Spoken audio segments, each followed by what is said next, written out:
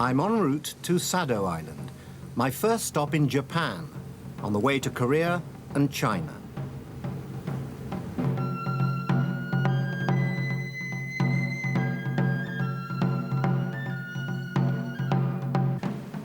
I'm impatient to get there.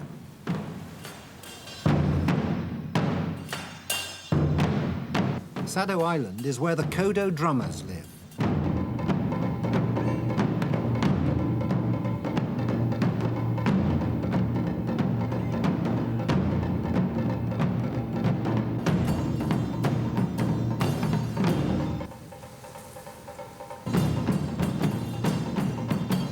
I first saw them perform 10 years ago. Their sheer power and energy has stayed in my memory ever since. Which is why I've come to this modest, respectable, out-of-the-way island.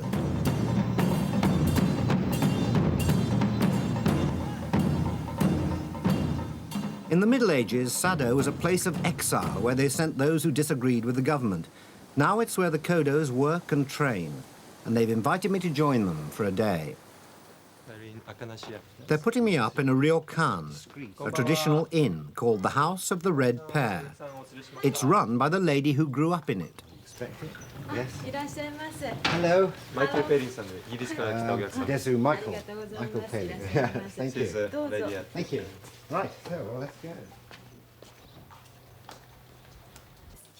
Mama-san showed me up to my room. Into the woods. Please. Thank you. It's lovely. Thank you. Yes, right.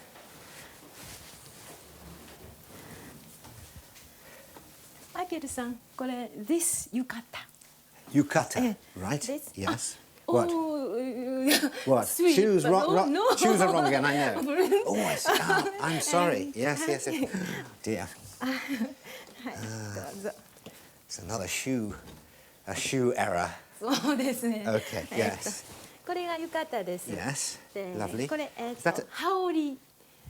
これを That's a sort of like a dressing gown? ドレス Oh, 着 I ます see. Like you're wearing. で Yes. 次にこれが Yeah. 羽織ジャケット。 Jacket, I see. はい。 Mm, で very これ nice. 帯。 Obi. Obi. Obi, which is a belt. Yes. Not quite sure when I put all this on. It's lovely. Thank you. です。こちらにありますし。 That's in there, right. Now, sleeping. Where do I sleep? スリーピング私がお布団を引きますこちらに。です。 Yes. Hey. Oh, I see. That puts that out. That futon. Yes. Futon, Do you put it out? Yes, I see. I 私がセットをします。 yes. I think I'll lay it out. Good. Fine. Lovely.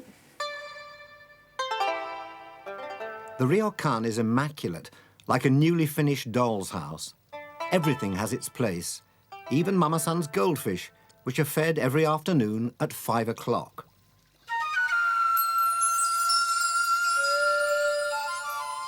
Every morning at 5 o'clock, the Kodo apprentices begin the day with a 10-kilometre run.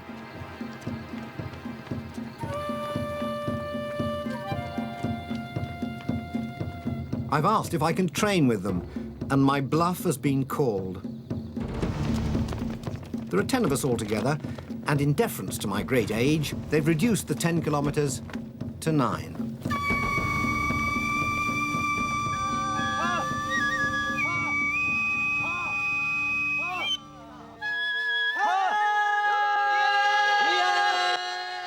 On their return, they make a lot of noise, which welcomes the sun and keeps down local property values.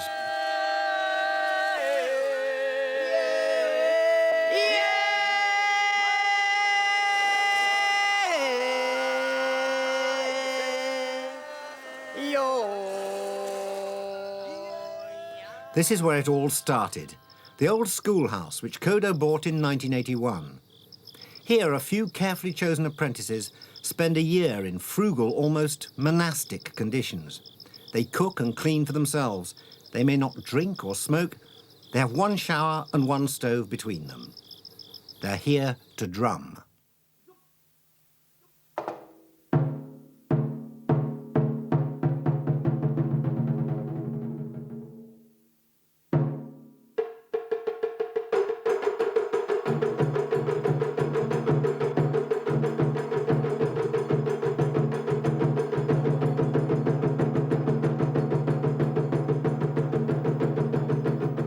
technique is based on the art of the traditional Japanese drum, the taigo.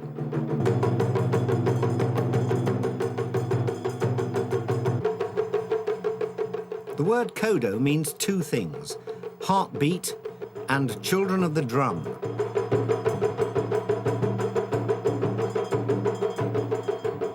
The teaching emphasizes the need to play with the innocence and energy of a child.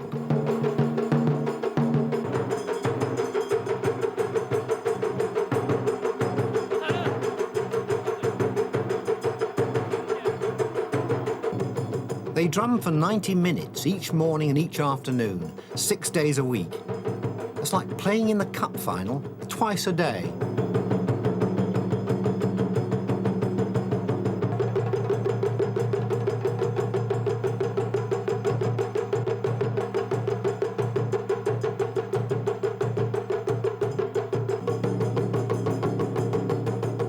At the end of the year, only one or maybe two of these apprentices will be chosen to become full members of Kodo.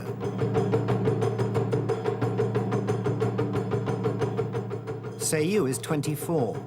She's given up a job teaching English in Tokyo to attempt the near impossible.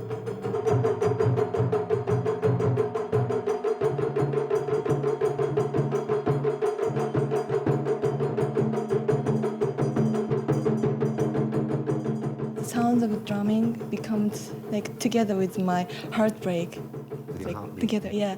At first, I have to like think, oh, okay, rhythm, and I have to raise my arm more. I have to think at first. Yeah. Then, as I get used to, maybe 30 minutes or an hour, maybe sometimes it takes like 2 hours. But as I play taiko more, then I become a part of like taiko. In case you're thinking it's a youngster's game, this is Yoshikazu, one of the founders of Kodo. In 3 years, he'll be 50.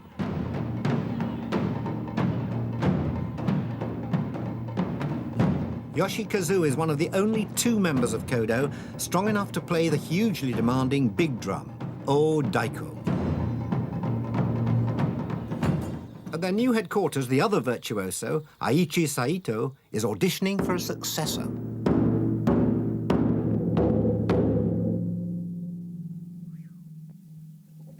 Hey, やってみましょう。どうぞ。はい。この辺。もうちょい行こう。もうちょい。はい。もっとこっち。もっと左です。はい、そうです。で、この辺持って。そう。はい。リラックス。はい。はい、じゃあやってみましょう。はい。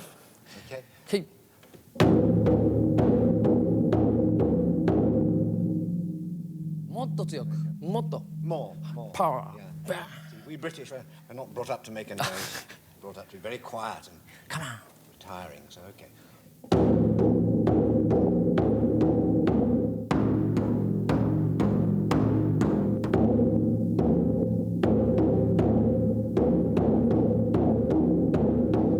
Good.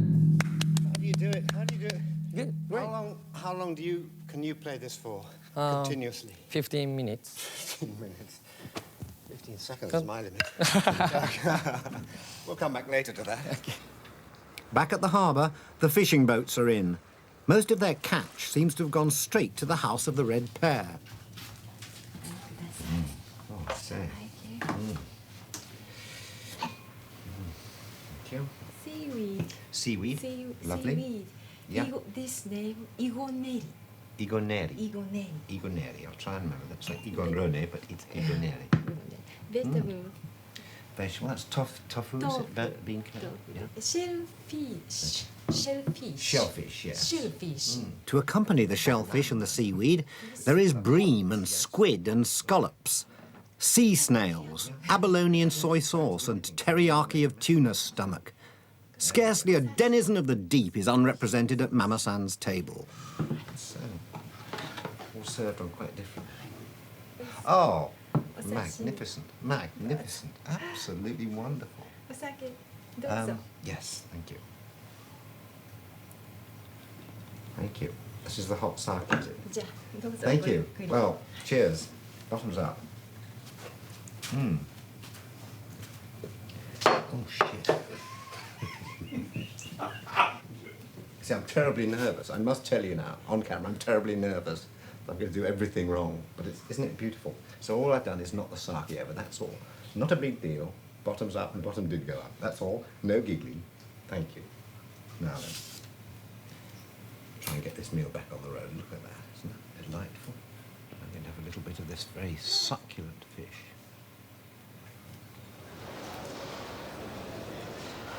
My crash course in Japanese cuisine is just a golden memory next morning. This is modern Japan. Fast food for people on the move.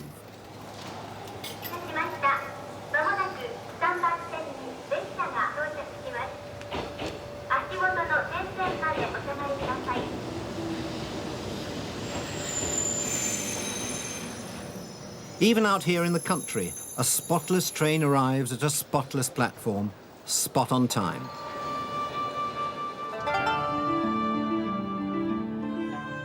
We're on our way south across Honshu, the largest of Japan's 3 main islands, from the rice plains of the northwest coast to the rice terraces in the mountain valleys. The journey to Tokyo surprises me. 2/3 of this crowded country still consists of woodland and forest.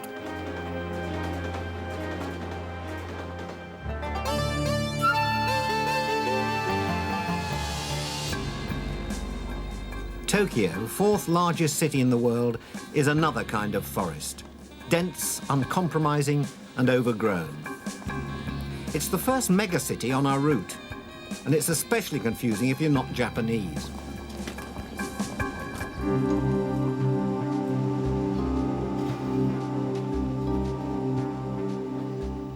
There is someone I know here who might help me make sense of it.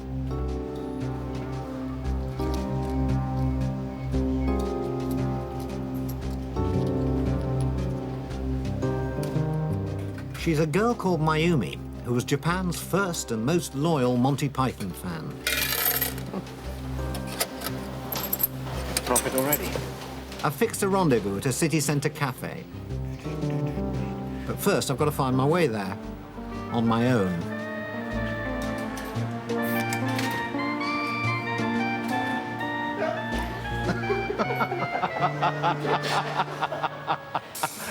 Well, almost on my own.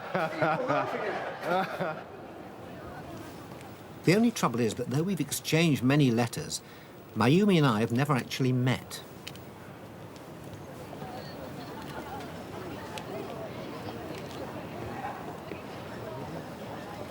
Mayumi? Are you Mayumi Navetsu? You are? Yeah. Hello, nice to see you. Hello. I'm allowed to give you a quick kiss, is that? No, I don't do that in Japan too much. How are you? Welcome. Now, what is this? Oh, somebody told you I was coming. Welcome to Tokyo. Thank you. How are you doing? Fine. Well, it's very nice of you to do this crazy thing. It really is. But I thought we ought to meet after all this time. I think so Yeah. too. Because when was it? 20 years already. 20 years when you wrote me the first letter? Uh-huh. Yeah. I started learning English. I just wrote, I am a Japanese. Yes. I am a girl. Like Yeah. this. And then you wrote me back. I loved your And letters. I everything say, was I'm good. English, I'm a boy. 20 years. I'd be a young lad of 32. You're probably a Like bit you look like disappointed. this. Oh, that is wonderful. That, during the long hair. Holy Grail, Yeah, isn't Holy it? Grail. Yeah, Yes, yeah. you're in the Holy Grail. Yeah. Well, we got to meet after all this time. Yeah, That's really nice. I've been trying to find my way around Tokyo, so that's why I thought it'd be rather nice if you could show me around. Sure. All right. Leaving the corporate tower blocks and cold plazas behind, Mayumi and I head for the slightly shady street life of a working-class neighborhood called Asakusa.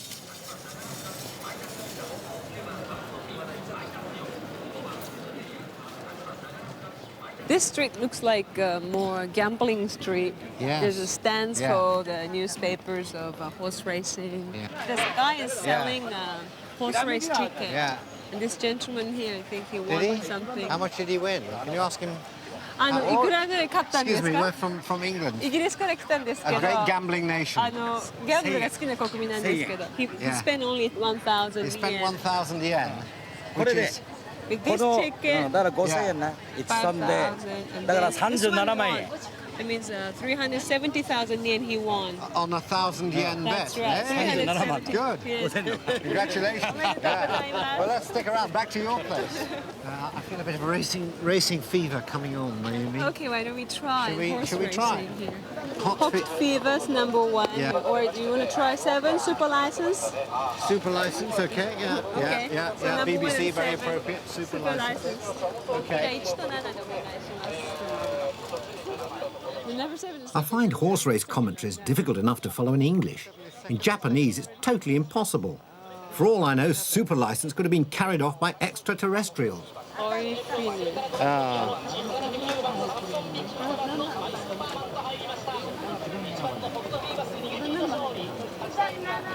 We won! We won? No, number 7. Really? 一番7番入ったんですか両方とも Yeah. 17入ったんだが私は7 We won.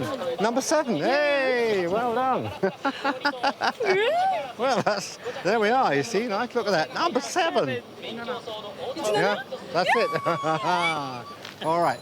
All the money. Here we are. All the money. 126,000 yen. On, what, a 5,000 bet? Right. Yeah. So it's about 12 to 1. And the horse was called Super License, so, you know, there we are. We better not show this too much. We'll divide the winnings. A okay? grand total of £845, 63 pence. The most I've ever won on a horse in my entire life. That's yours. And this is mine.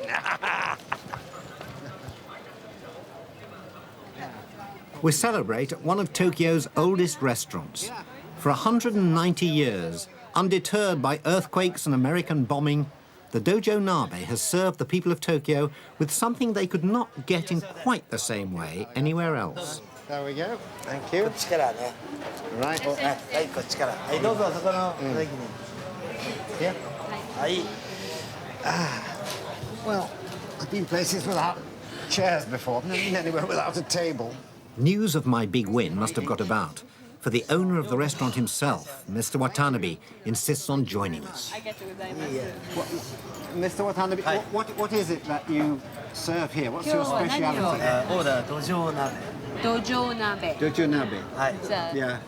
cooked loach on the pot. Cooked loach. Loach. I've no idea what Dojo loach is. The loach is a freshwater fish which has two vital attractions for the Japanese. It aids both digestion and virility.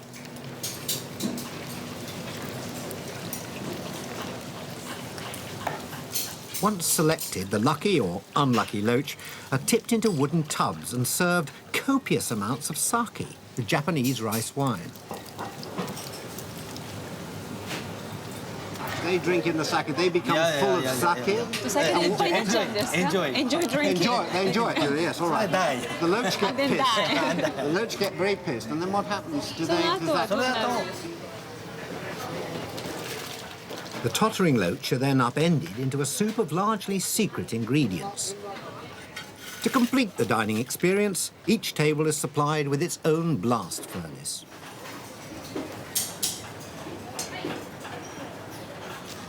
Good for you. Has this recipe been in use for この作り 195方 years? はずっと195年変わってない No change at all from the beginning of the restaurant 僕なんか、I'm sixth generation ですけど。 You're sixth generation of Yes. people who run this for the 6代 Watanabe 目というこ family. とで渡辺家がずっと Yeah. That's a Is your son going tradition to do it as well? 多分、maybe, I hope so. He working at another company. Is he? I'm a dishwasher. In cooking. He's a dishwasher, is he? Oh, starting at the top. あ、そうそういいですね。はい。 Let's start now Mr. Watanabe's enthusiasm for loach borders on the obsessive. He even publishes a loach newsletter 4 times a year. Yeah. Do you eat the whole fish? Bones and everything? 骨も全部これも関係ないか Yes and leeks on the top of it Yeah. ら。どうぞどうぞ。そうそう、電波つけて、そうそう、電波つけて。 The whole fish goes in, really? 熱いよ。Hot, hot, very careful The leeks, the onions are very, very good with it. こ They're のネ really ギがとっ just ても風味があって have that nice sort of clean taste. そうそうそう。とっても爽やかな味が They tell me the restaurant has a famous slogan. That's your slogan, yes. If you keep eating, you can't die. Because if you died, you wouldn't be able to eat. Right. Oh.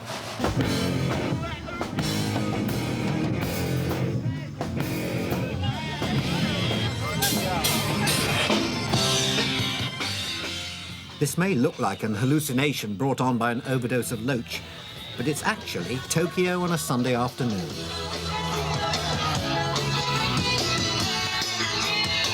A mile-long stretch of Yoyogi Park is closed to traffic and open to almost everything else. Or so it seems.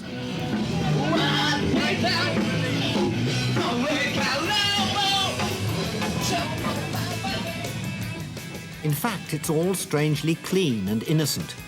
By dressing as English heavy metalers or Dutch punks or American rockers, these young Japanese can be outrageous and blame it on somebody else.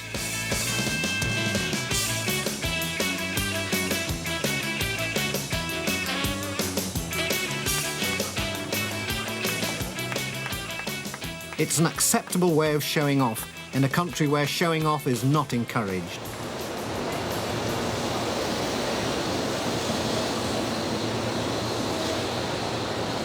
Ladies and gentlemen, welcome to the Shinkansen. This is the Hikari Super Express, bound for Hakata. We will be stopping at Shi-Yokohama, Nagoya, Kyoto, Shi-Osaka, Shi-Kobe. It's time to leave Tokyo and Mayumi, my excellent host, and head south on the bullet train, accelerating fast until we're lapping the Tokyo suburbs at 2.5 miles a minute.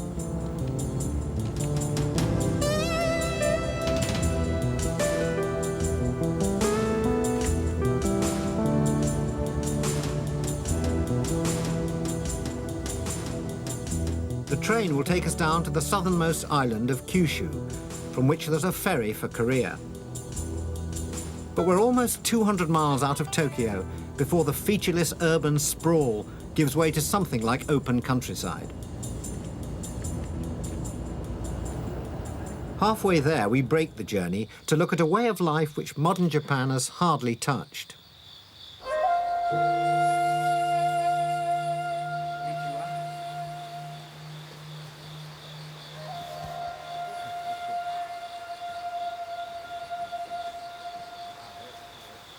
This is the Zen Buddhist temple of Butsuji. It's been a place of silence and meditation for 600 years. The immaculate grounds reflect the love of precision, order and formality which lie at the heart of Japanese culture.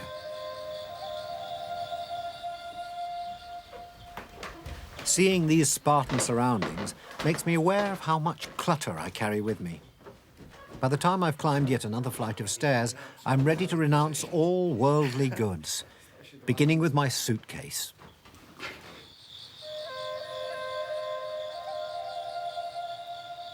Later that afternoon, I'm summoned to meet the abbot, the Roshi. As I wait, I find my mind full of ignoble distractions, like, do they have chairs? Yes.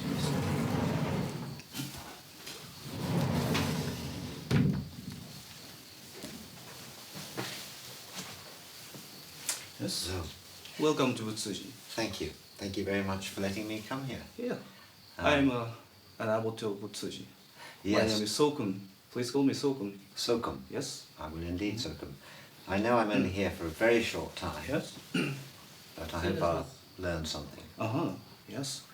Is it possible, Sokum, to say in a few words what the difference is between the Zen Buddhism that you practice here and more traditional Buddhism?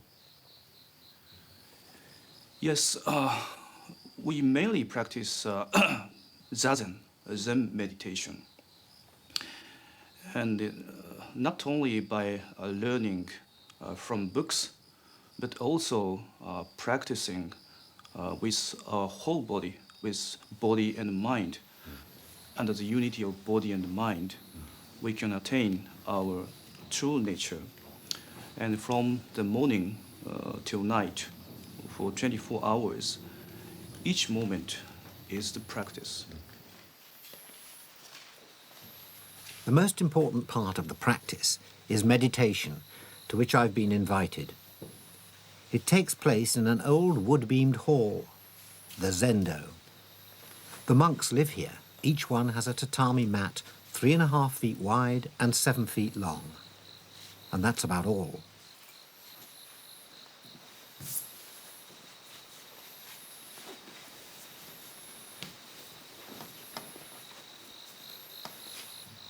It's rather like the first day at school, watching everyone else and hoping not to make some terrible gaffe.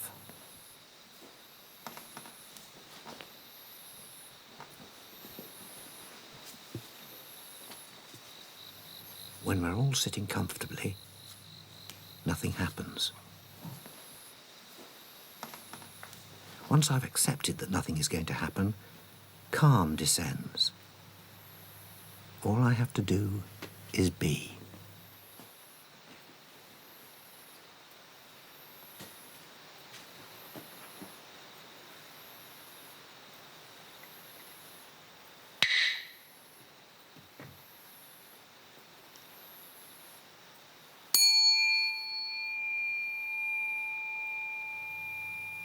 After what seems hours, a bell indicates a short break in which tired limbs can be rearranged before the next session.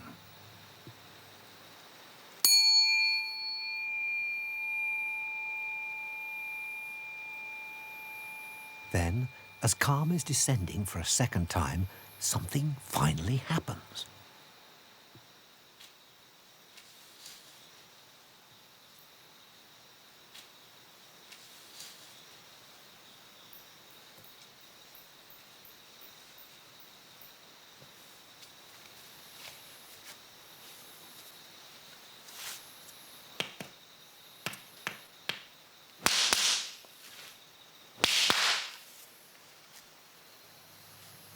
Just as I'm wondering what it must be like to be hit so hard, I'm offered the chance to find out.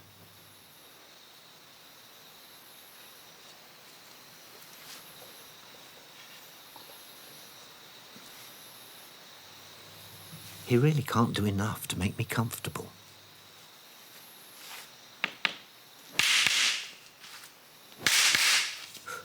And in the true spirit of Zen, I thank him.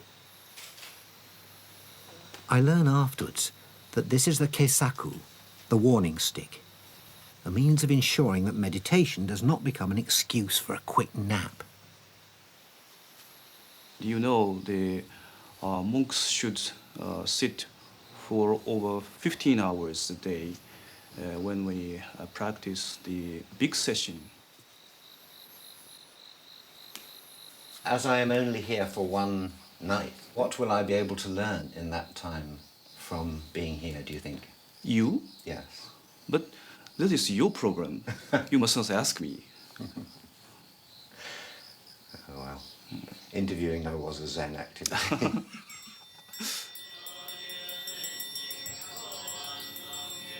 The spirit of the past haunts Japanese life in the most surprising ways.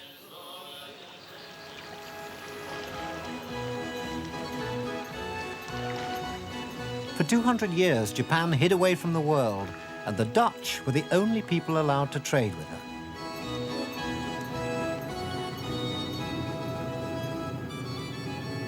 It isn't a dream, you know. I mean, you might think it's a dream. In fact, I almost thought it was a dream, but in fact, it is reality. Well, it's not actually reality, it's a fake. But see, I'm in Holland, but I'm also in Japan. It's all very Zen. To celebrate this Dutch connection, a Nagasaki businessman has raised $2.5 billion to recreate 17th century Holland on the shores of the East China Sea. Most of the historic Dutch buildings, including the Royal Palace, are faithfully reproduced. But thanks to modern Japanese technology, the canals are self-cleaning and the merchants' houses are earthquake-proof.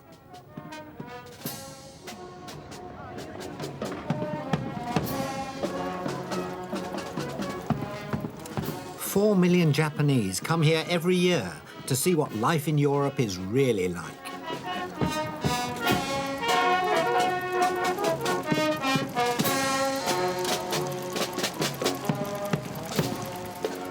This theme park with clogs on has rapidly become Japan's favourite honeymoon destination.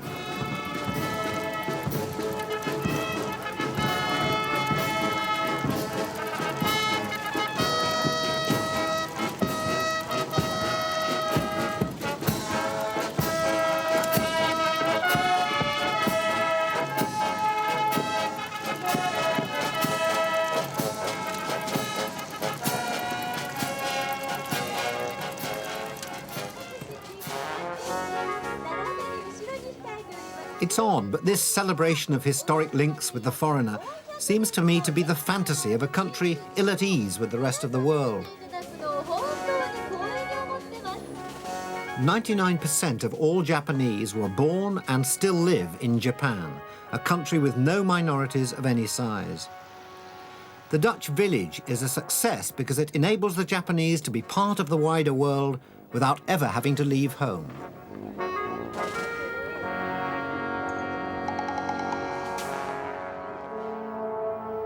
The wider world has always come to Japan through Nagasaki. First, the Dutch came here. Then the British and Americans set up Japan's first railways, coal mines and shipyards here. And in 1945, the biggest bomb the world had ever known was dropped here. At 11 o'clock on a Wednesday morning, the equivalent of 22,000 tons of TNT exploded above this spot. More people were killed in this one blast than were killed in all the bombing raids on Britain throughout the Second World War.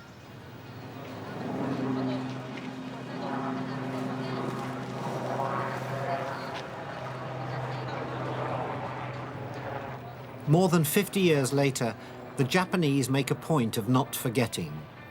School parties come to lay streamers made up of paper birds, a token of respect for the dead.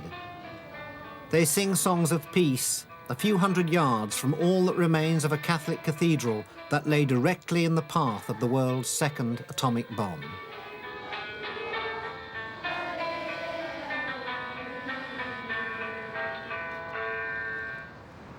The bomb that wiped out a third of Nagasaki was intended for the Mitsubishi shipyard. Mitsubishi survived and with the help of American aid became the world's #1. But as the Japanese learnt from others, so others learnt from them.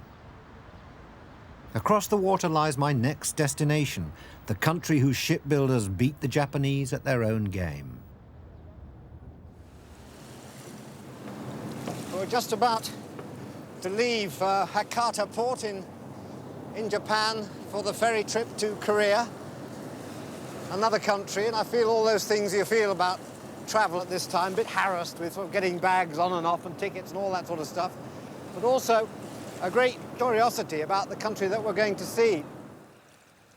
Though Japan and South Korea are a short ferry ride from each other, they've never been happy neighbours. Tomorrow morning I shall arrive in Busan. As I travel north to Seoul and beyond, I hope to find out more about this tiny country wedged in between Japan and China, our next destination.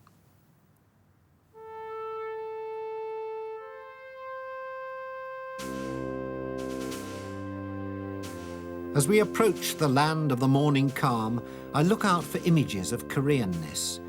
But the busy waterfront could be any modern city at rush hour, and the concrete apartment blocks stare blankly back.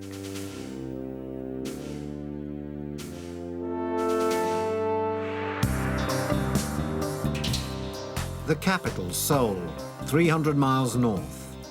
A great new city ballooning out over the countryside from which it has sucked in 11 million inhabitants. These corporate office blocks belong to the secretive family conglomerates which have guided Korea through one of the world's fastest industrial revolutions.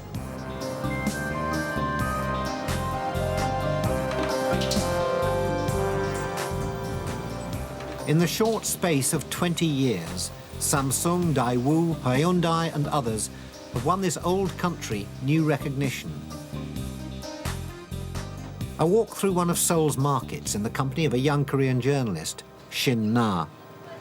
What do the Koreans think? Are they very proud of what they've done here in Seoul? Yeah, they are very proud. Well, I mean, you figure they just gotten out of a war just 20 years ago.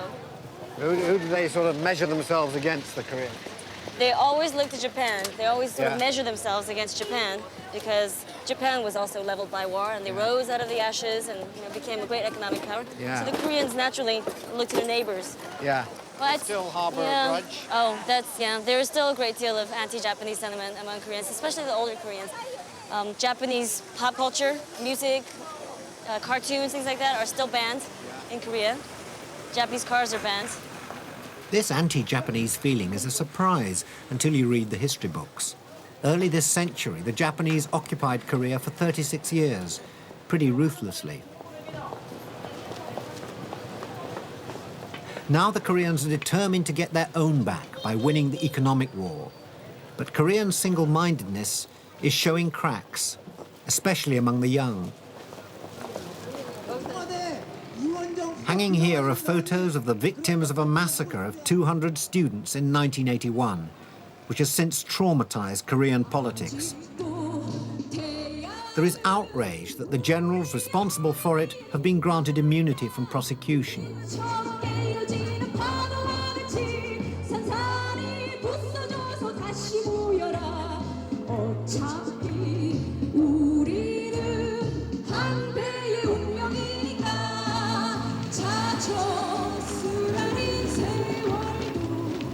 Police are deployed in anticipation of a march which might well end in a riot. Multi-party democracy in Korea is less than 10 years old and a very demanding child.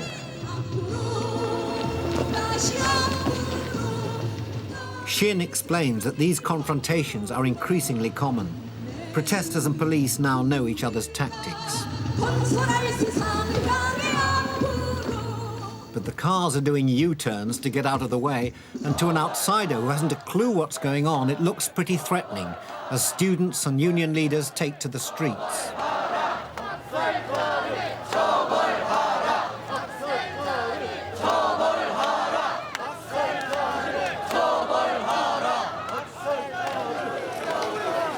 How many do you reckon here?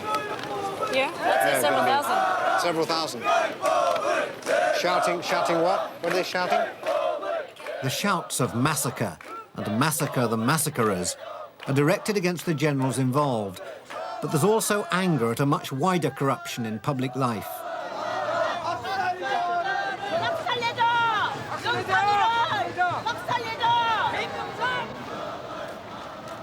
This particular march was not in vain. A few months later, the generals were arrested, tried, and imprisoned.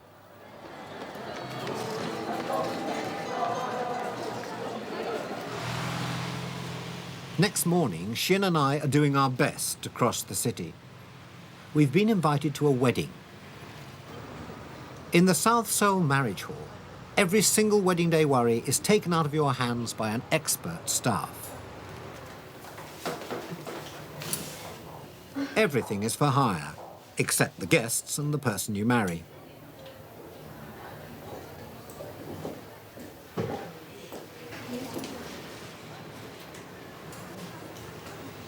Brides can be dressed, decorated, and delivered to the altar in rented loveliness within the hour. Shin tells me that 1 in 4 Koreans is a practicing Christian, and the ceremony laid on here is a mixture of Western religious ritual and Korean business opportunism. First, the Korean opportunism. This is what tradition everyone gives some to at the beginning. Yeah. And this instead of a wedding present, instead of a Yes, blanket it could be in or a addition to. lawnmower. It can be in addition to. This is to help them pay for the wedding. Help pay for the wedding. Good. Thank you very much. The proud parents are nearby, the women in traditional dress and the men dressed as band leaders. Their daughter is prepared for the 2:15 ceremony in the number 2 wedding salon.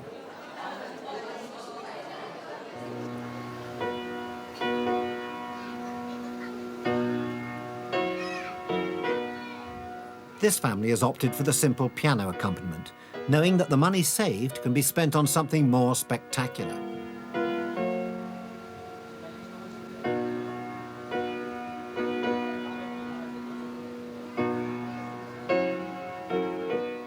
Everyone is a bit misty-eyed by now, and the in-house video is there to record it.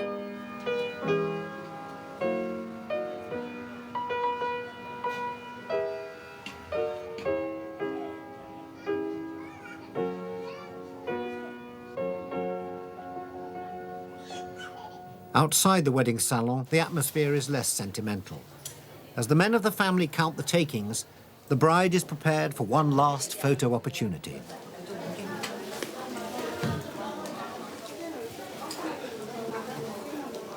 This is all that's left of the way they used to get married. The happy couple are immortalized by the most sophisticated camera equipment in front of Korea's rented past.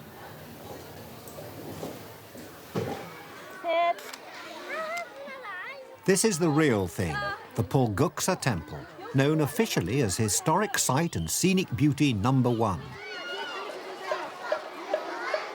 In a place like this, you begin to get a clearer sense of what defines the Koreans. They have a history which is 5,000 years old. It's very different from anyone else's, and they're very proud of it. Despite constant invasions, they've kept their own language, their own alphabet, and their own architecture. Pulguksa stood for 1,000 years before being destroyed by Japanese invaders in the 17th century. It's now restored, and after days among the concrete canyons of Seoul, its colour and craftsmanship is like a breath of fresh air.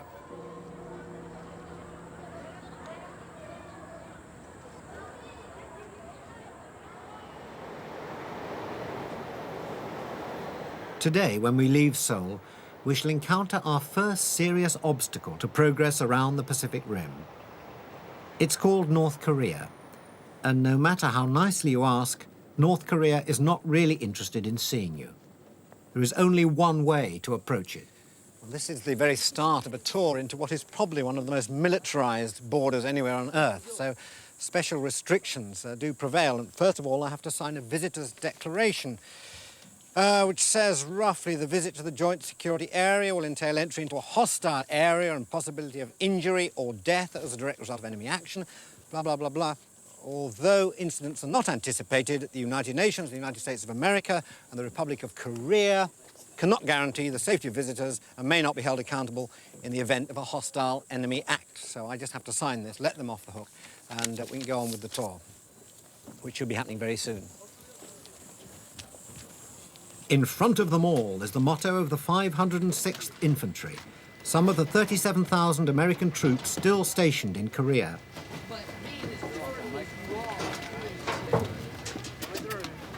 The war they fight now is a propaganda war.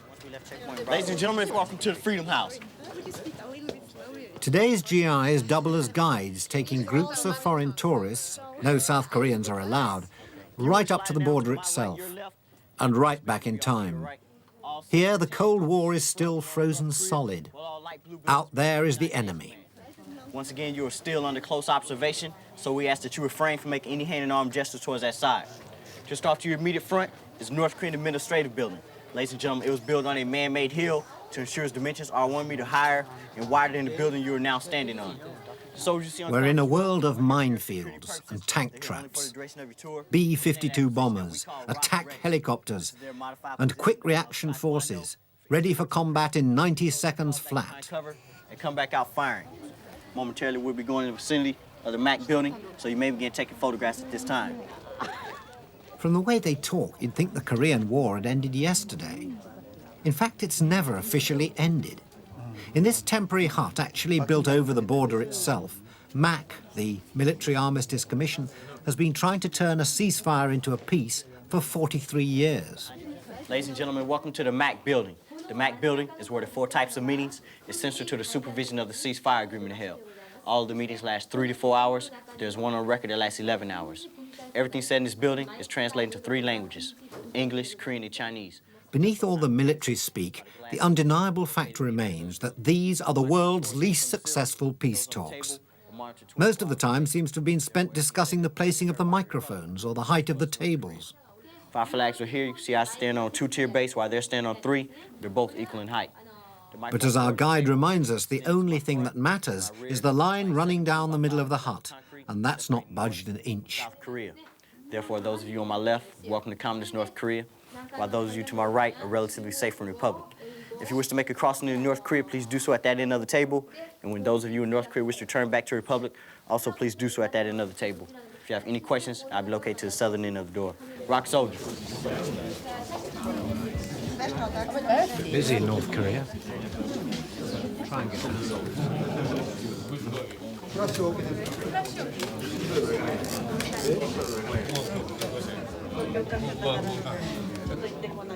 I've been around a bit, but I've never known a more bizarre way to enter a new country.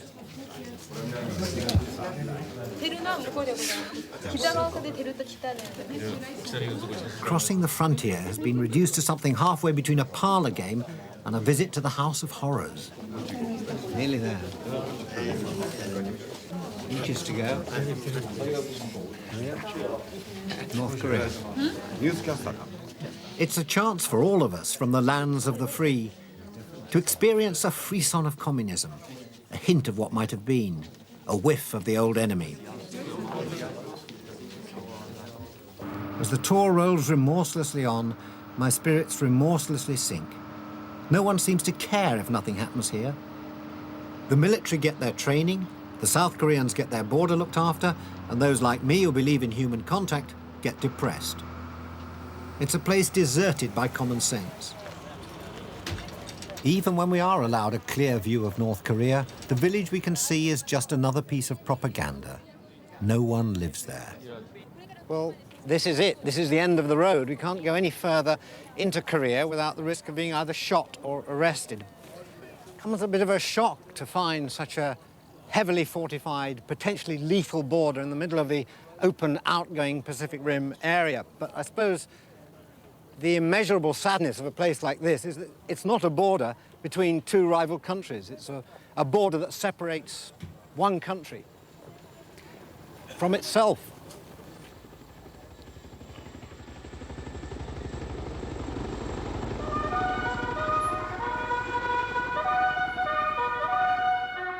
As the flags come down, so do our chances of passing unhampered around the Pacific Rim. North Korea may be a brick wall, but it's not one on which I'm prepared to bang my head. I'll leave that to somebody else. I've got to get to China.